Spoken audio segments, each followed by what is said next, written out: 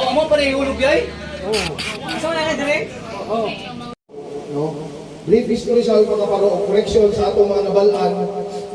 Gikan sa ubang tao nga dili correct. Kay kaning information gikuha na mo ni dito mismo sa dito mismo sa seniors sa Alpha Kaparo sila Brad Pipes, Upos, no? Mga seniors sila Brad.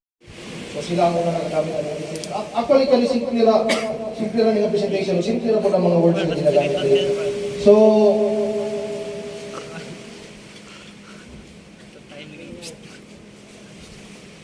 kung saan ka mag-start, no?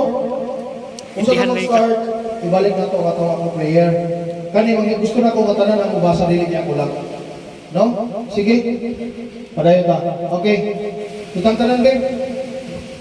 1, 2, 3, go. Dear brothers and sisters, we gather here today to offer our undying service and loyalty to Alpha Kaparo. We ask God to give wisdom and strength in our journey to service, and to clear our hearts in all differences, and let the service to be start of a united and strong Alpha Kaparo. To our leaders, so that according to teaching of Alpha Kaparo doctrines. Amen. Long live, Alpha Kaparo. Long live! Next, isa nga ito ang pledge of service. Okay? 1, 2, 3, go. I pledge my loyalty and dying support Alpha Kaparo. I will obey and follow the National Council, Provincial Council, Local Council, and my local chapter. I pledge my loyalty, trust, and confidence to the founders and leaders. I will never question the great ideas. I will serve as a good example to all, and I will practice the teaching of Alpha Kaparo doctrine, so help me God. So kita diri, manghinaw ta, nga atong makuha ang ideolohiya sa usa ka functional leader. No, isip na sa provincial council, isip na sa local chapters, inyong i-install sa inyo na nga dapat kami di ay, dapat ako di ay, isip sa leader, dapat functional. Galingon, i-commit din mong kagalingon sa community service. Mo na kasagaran sa ato, kung matingala, may mga kailan ninyo mga matingala nga, sige naman na sila community service. Sige naman na sila grimpyo. Kay mauni ang atong fraternity, nahimo tama ani. Sukot pa sa una, siguro, para kung yung ni Brad Ball sa una, mag-image ang organization, himo siya o kaning makabuluhan sa atong founders. Nanay makita ang kaayuhan sa atong, kung atong i-practice karon ang community of humanitarian service. Diba? Ang masunugan na ata. Pinapil mga ako na may disability yung tabang anak. Kaya nga no, himo ang organization para ikanak. Sumanang kung naidiri ato ang kauban karon, na dilihaon ang interest, dilihaon ang iyang hilig sa atong organisasyon, maginahinay na mo apply sa inyong honorary dismissal, kaya para dito mo sa grupo nga kung asa mo hiya. Kaya expected na once na sa ako, pagpanahon sa panginahanglan, ang imong presensya na agad, lubong na nimo sa katildaan sa organisasyon. Pagsunod pa lang nimo. Okay? Next. What is Alpha Kaparo? No? Alpha Kaparo International Fraternity and Sorority is a fraternity established in the Philippines in 1973. 1973 na nabaon. Ang imong ibintambling 1972-71 na anak ko Alpha Kaparo. Kung sa kato na Alpha Kaparo, wala pa ganyan matukod, nag-declare na siya nga na Alpha Kaparo. So, na-organize na, na-establish na 1973. No? Accordingly, kang Brad FF James Briswell, buhay pa siya kung nag-abot ni sa National Convention sa Cebu. Dili ka supposedly Alpha Kaparo. Sita Sigma or Sita Saya at organization. Sa ilang pagtapok, unfortunately, kanang organisasyon ng ilang ipupunta na ay kaso. Natukod na siya ba? Kung yan ay kaso, nagplan sila, nagkasinabot sila nga maghimo o lain nag-claim. So, maon ng Alpha Kaparo.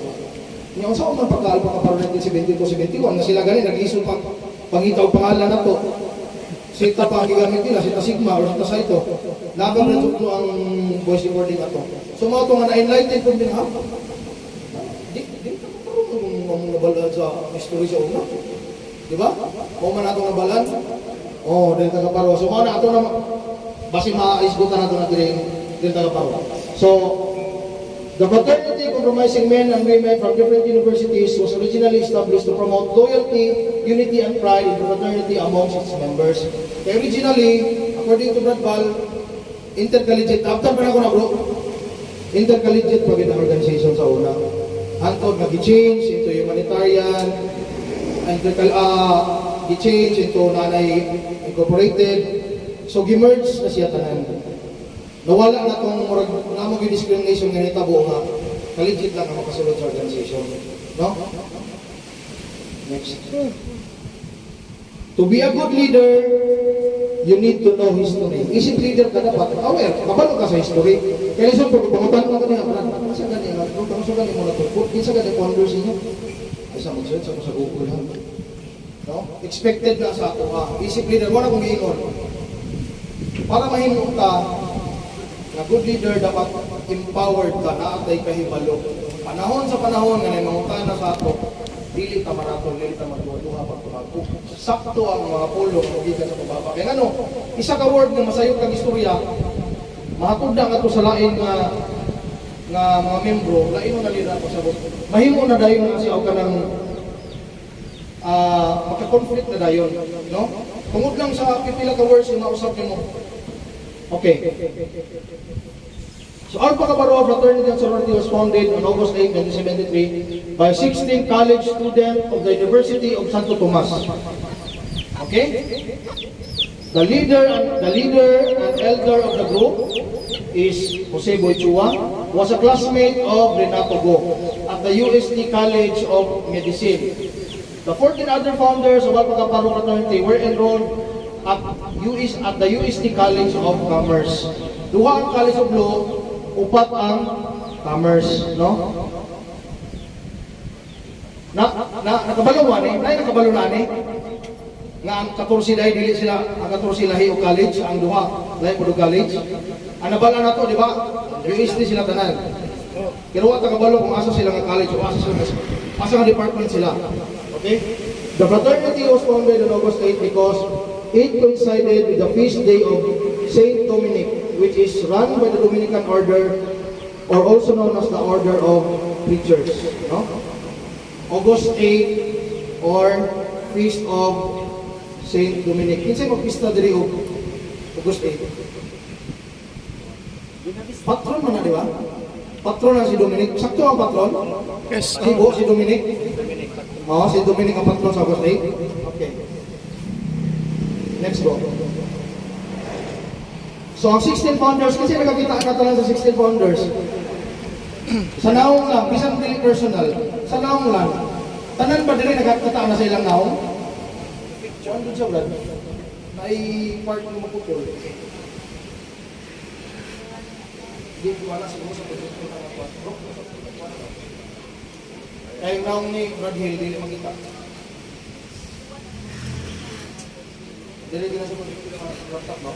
Okay, so kani nga mga pangalan sa mga karaan ug sulod sa una, iko ra ni singgit, mura man ni pinakakusog.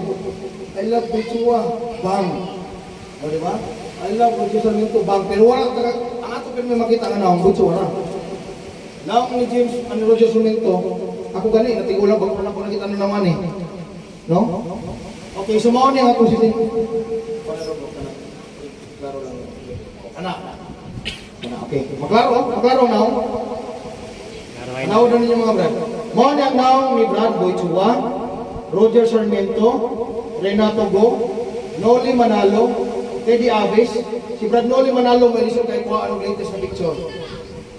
Arnel Lorenzo, Teddy Dilara, Monchet Cabrera, Obit Posadas, Tane Bernabe, James Bracewell, Edwin Soliano, Philip Balangge, Philip Diman, Bismarck Tikip, o Gil Benitez. Pila ra kabuk ang nailan ninyo diha nga kanang FF nga kanang nakita mo. Platform. Pila mo nakita diri sa kanang na familiar nimo nga mga FF. James Briswell katong nag-abag-abog ang Cebu. With Chuapod. Sa uban brad, bislig ka mo bro. Wala. Labi na ning kaning mga dili kay familiar bitaw, Renato Go, kaning mga Bismarck Kikip, Villegas, Philip Balanggi, bago rin ninalutaw ng mga naong. So mao ni sila nga itong mga founding fathers. Mao ni sila ang nagtukod sa Alpha Kaparo. Kung nao'y madunggan nga history nga dili haom ani, inyo na dahil question, asa mo gikan ang history? Kita ni mismo ni sa first pioneering nga gipambunalan ani nila, gikan ang story, gikan ni nga history. So mao ni sila na istorya nga lima ra ang founding fathers. No? Brad Bal, tama ba? Nain istorya nga lima ra ang founding fathers sa Alpha Kaparo. 16 man ikabuo, kinsa man ang limaan eh. Kasi puro naitanggal na libre. Mao gini sila original. Unfortunately, dili na ni sila tanan kumplito ng dili. Mao ni ang mga brad nato nga nagpahulay na. No? Si Brad Noli Manalo, brad kanyang pinakauna ni pahulay. Sunod si Brad Renato Go, si James Bracewell, pag naman sa Cebu din, ang pinaka-latest si Brad Fede Nilara. So sa 16, nakuha ka na ako.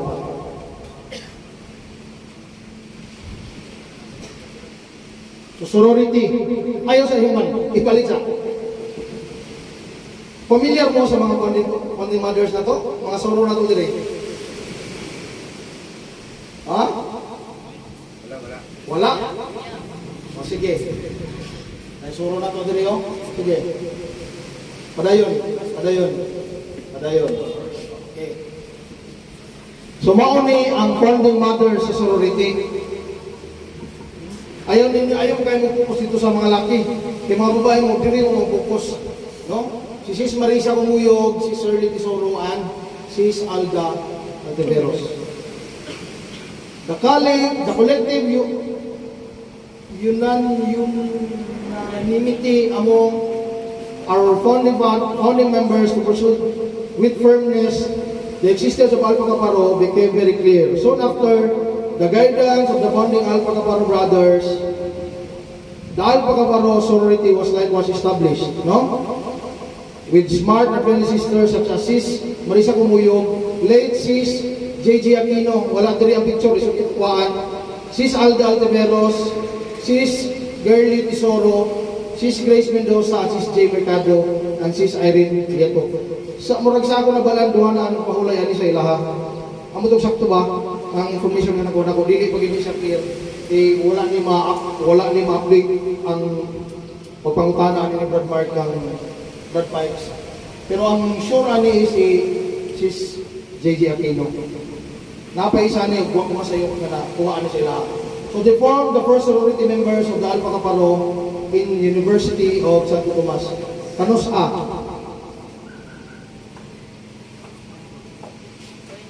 Dili ko magtanaw sa ila. Kung ginatulog ka ba ba? Kasi kung magtanaw ko dili ka puro mga buto man ni dili.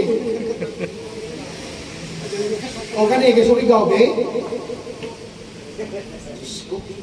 1975. Palakpakan be. Palakpakan. Gito doon. Wala gapon. Okay. So iklaro na to. Facts about June Pasaporte. Kaya na yung claim na si June Pasaporte ang founding father sa Alpha Kaparo. Dili siya tinuod. Si Brad June Pasaporte is PG ni Brad Pikes Focus. Mauni siya ang iyang waiver. Application form na 6 this July 26, 1975. Huh? Sakto ba? Brad? Hindi ko kayo mabasa. Mauni ang iyang original na form nga gigunita ni Brad Pikes Focus, proving na dili si Brad June Pasaporte member sa founding fathers, 16 founding fathers sa Alpha Kaparo. No? Kung dili, si June Pasaporte naa sa high school ato na time pag-found sa organization. No? Mo nang siya ang gi-idol sa mga junior. Kaya kato nga time, ang gidala nila is Delta Caparo. Mo nang atong nabalaan na Delta Caparo nga gidala nila tungod kay lagi ang Alpha Caparo sa una ka-legit ra. Dili mo sugot ang mga founding fathers sa una nga mosulod sila kay mga high school sila. Pero pag abot sa panahon 1975 nakita nila nga mas grabe kabaga ang junior, mo tong gi-absorb sila. Pero ni-apply gyapon sila sa organization. No, ingana ang istorya ni John Pasaporte kay mo claim nga lima naman na sila ang founding fathers sa Alpha Caparo. Kung saan niya pagkahimo ang founding father 1975 magana siya nisulod. Original form na niya dugay na nagitago ni Brad Pipes. Okay. No? Gonzalo, John Pasaporte, and Alpha Caparo Juniors. The first junior recruit was late Brad Ray Kitoriano, recruited by Brad Jerry Zugiri. Kaya si Brad Jerry Zugiri na sa presidential security ni President Juan Rodrigo. As he was a former schoolmate at the Notre Dame of Manila High School, where 5 of the founding fathers also graduated. Brad Ray was then interviewed and scheduled for initiation by the 1975 U.S. Captain Officers led by G.S. Pikes Opus. No?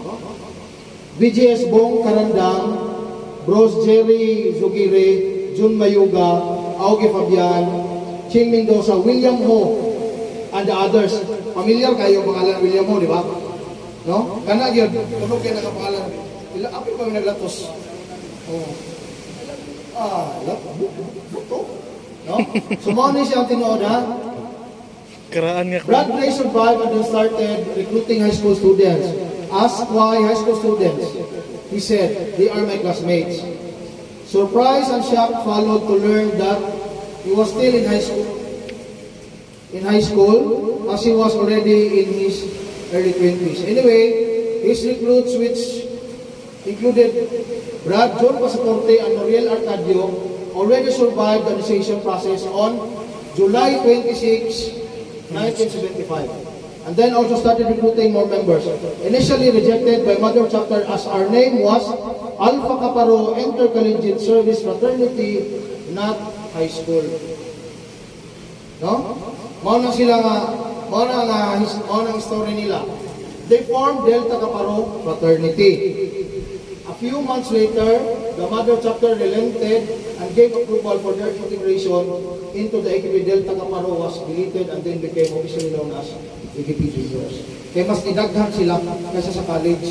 Mas paspas ang recruitment sa una sa high school. The first AKP Junior chapter was founded by Brad Pasaporte at UE Manila High School Department. With him as the first elected junior Grand Skeptron, Brad Pasaporte is also credited as a factor in the phenomenal increase in our membership as he was loyal and hardworking to our beloved AKP. In fact, he was very devoted and zealous of our AKP founding fathers and doctrines, as proven by his recruit several decades ago, who up to now still embodies the ideals and visions of our founding fathers. That's what you call tama ang aral, tama ang pagpapalaki. Never did I hear then of news about Skeptrons fighting and disrespecting other Skeptrons. Not like in the present times, and I wonder if he were still alive today, I am sure he will be the first one to justice this new breeds of Skeptrons. No? Long live Alpha Caparo Juniors. Kani nga word di kani kang Brad Pipes. Siya mismo nag-ingon na kung buhi ko si Brad Pasaporte, dili po siya mo dawat na may mga angkro nga mag-unay. Kaya kung kabantay mo sa una, wala pa'y council, upside ang Alpha Caparo. Yes. Di ba? Wala pa tayo kanang council, wala pa na siya ng council. Wala man tayo gubot, wala may akro mag-init-init. Ang nahitabo magkakaroon pride o personal interest basta mag-uban na siya, grabe na siya kadelikado. Dili magpaubos kay gusto posisyon, dili magpaubos kay naikatuyuan na personal sa organization. Gusto mo lingkod kay naituyo kagamiton ang grupo para sa personal na interest. Labi na pag naa na ma-involve ang kwarta. Basta kwarta ng isgutan ma-involve sa organization, bisan piso, bisan G's, halos magpatay na dayon. Pag nilalisay na dayon, maginaukay na. Tungod lang sa ingan ang utang. So manong gingon nga kung nabuhi mo si Brad John po sa korte, siya mismo ang mangunay nga dili nga iplastar ang atong kapatidan. Kay sawain, duha na dugot ka council. No? Hapit pa ni makulo. Kay murag buhi o pag ganito ng kuhan sa una, sa former na GS pa sa nasyonal. Sumuuna nga, kita nga mga leaders, no? Dili dapat dili na tamo sundog sa kung unsa ang mahitabo sa taas. Kita nga leader dapat naatay baruganan. Firm ta naatay baruganan. Naatay ka ng ingon nga palabra de honor. Dili ta magpapaling-paling kay ngano. Kung magpapaling-paling ta wala tay baruganan, ang atong mga membro sa mahitabo magpaling-paling, magkayagaw, sila mismo magkayagaw.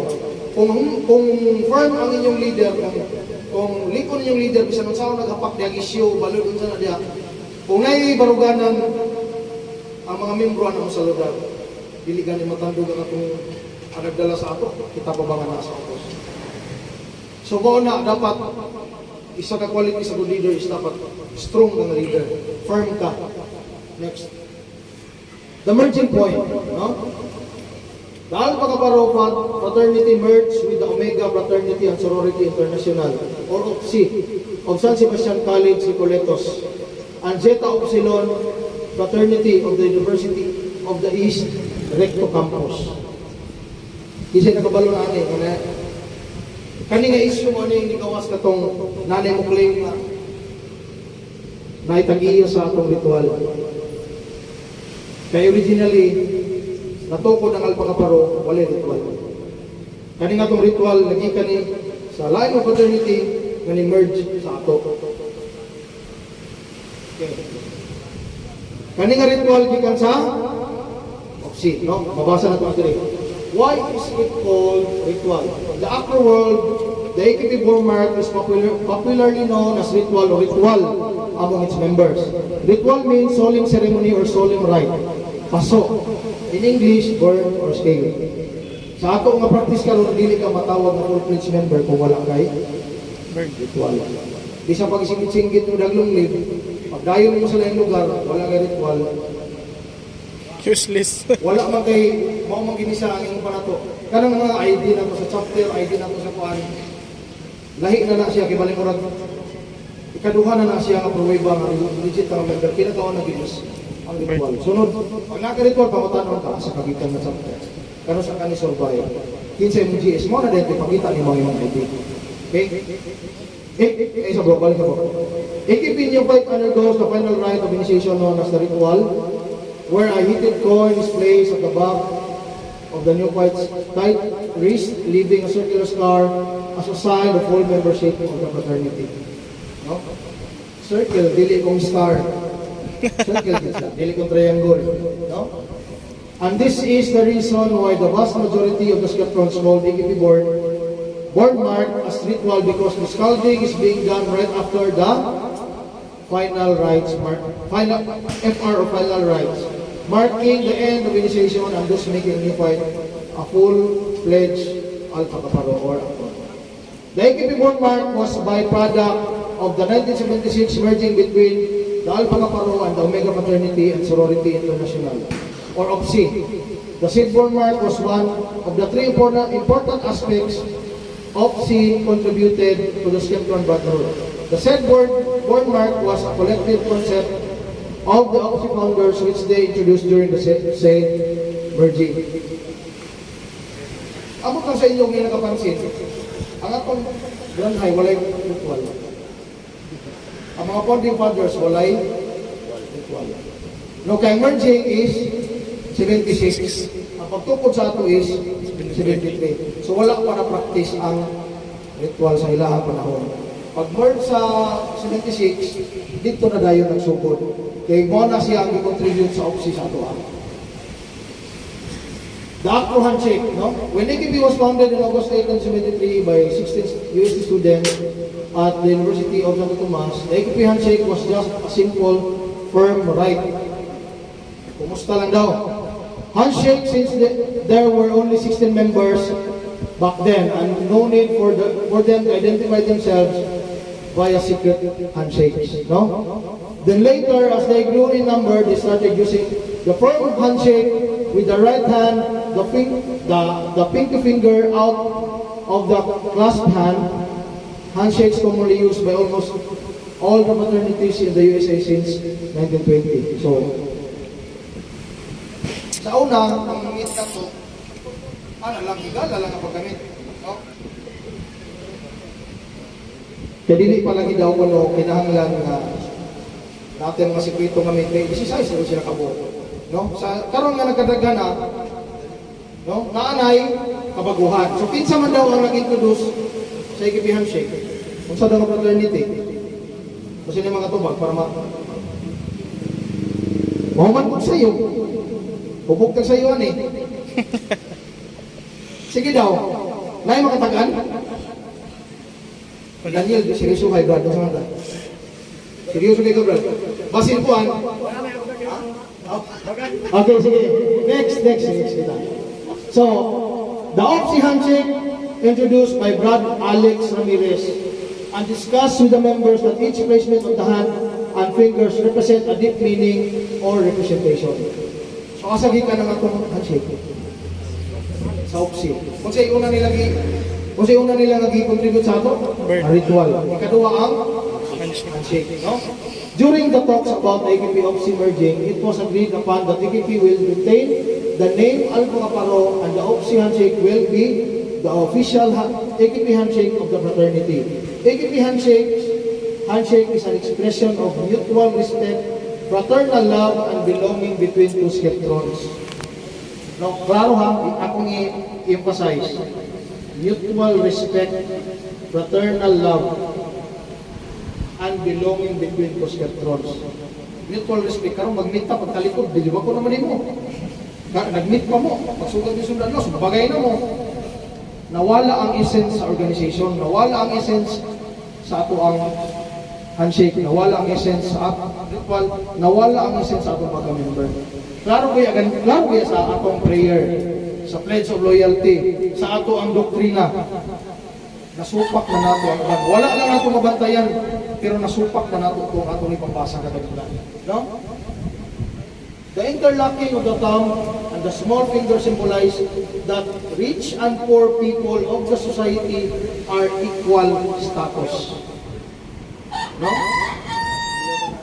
Ang pag-interlock ko sa thumb o sa kani, nag-represent na walay dapat, walay problema. Equal tatanan. Naana sa ato regardless of gender, creed, religion. Nabasahan nila na sa una karaan man ang agwan, sa karaan ng baylos, equal tatanan. No? The pointer finger which interlocks the wrist of the right hand and the middle finger touching the burn mark on the lower part of the wrist represents the strong relationship among all brothers. Karong patakabalo, wala na meaning sa meaning sa handshake pa. Tinood? Yes. Manayo sa atak, maruming aman. Tinood? Long live! Long live! Alpha Kaparo! Alive pa niya. Sige. Acro paddle, no? The use of paddling as a form of traditional in fraternities dates back to the late 19th and early 20th century. Most Greek organizations developed an unofficial tradition where new members would decorate ceremonial paddles as a part of their initiation into their fraternity and sorority. What is the purpose of a fraternity paddle? To show their appreciation, little brothers and sisters present their mentor with a paddle as a sign of gratitude, loyalty, and respect. Also, many fraternities give paddles to newly pledged members as a welcoming sign of inclusion into the chapter. Pero, murag wala na ito ni ma-apply sa ato. Yung pa nila, ang mga bago nga pledge, tagaan o padol. Kahayahay. Hayahay o. Kasi ato sa nung kagitagan pa ito. Ikaw naman tayo pahalok. Wala lang, pag yun. Kani sila, accordingly, sa source ani is ang mga new members, newly pledged or newly pledged members, tagaan nila o padol, isip, pagpangato, isip, gratitude na membro na sila sa organization, no? Change pad. Change pad is used for settlement purposes, not for any activities beyond fraternity rights. Settlement, ingan na, ingan pa nila, gentleman's nakalimot ko sa kamasanay, gentleman nga kuha na para masettle mo, iagin ninyo sa change pad. Dili na ngayon nga, nagikahiyo po sa isang kaprad, wala tayo mo sa ngit-ngit, lapay lang na ron. Pirahan, kailangan brad, paglabay na po rin mo sunod, gabi sila, ikaw na po pirahan. Para masettle ang dispute, iagi o change pad. Pero dapat, dili siya mag-go beyond activities sa fraternity.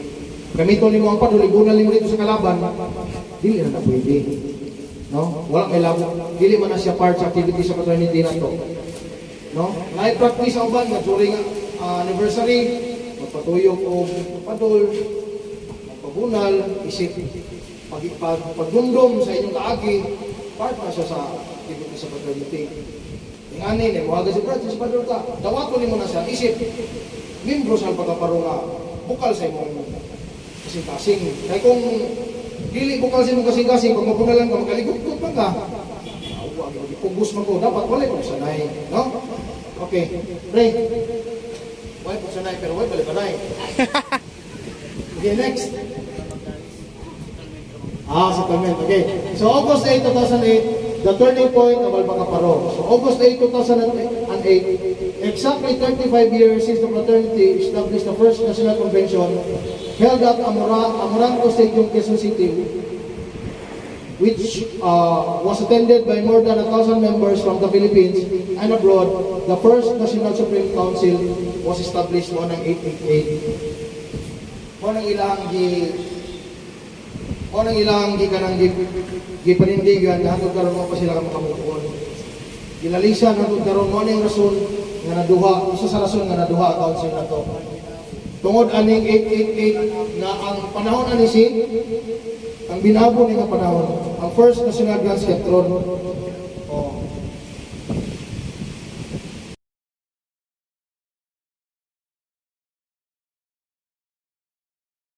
Live ka na pare.